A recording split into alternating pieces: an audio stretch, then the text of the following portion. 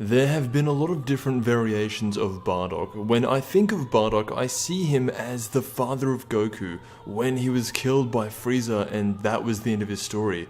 For most characters, that would have been it. They die, and if they're lucky, we might see them in the afterlife. But with Bardock, it was different. Throughout the many stories and reincarnations of Bardock, there is one that doesn't get enough credit, and that is Timebreaker Bardock.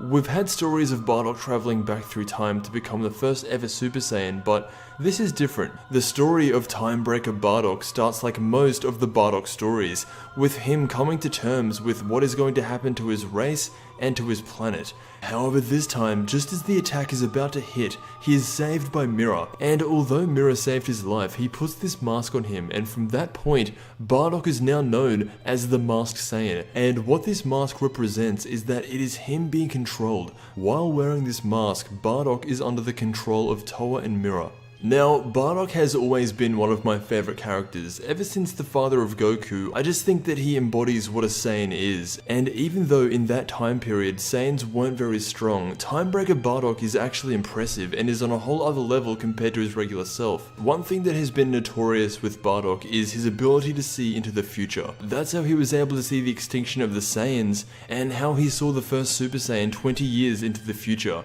In Xenoverse 2, he sees much further into the future, and instead of seeing Goku as a Super Saiyan, he sees him as a god. While he is wearing this mask, Bardock is under complete mind control.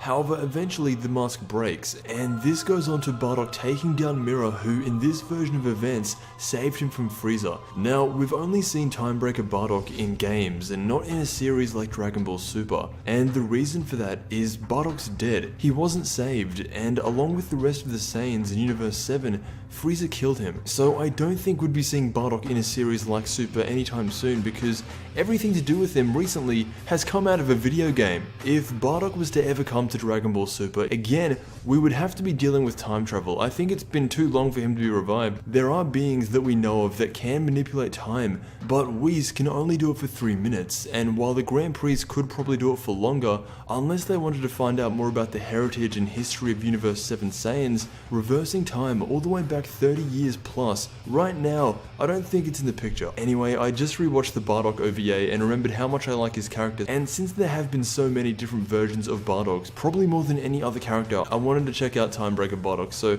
let me know what you think. I want to thank you so much for watching, and I will see you in the next Dragon Ball video.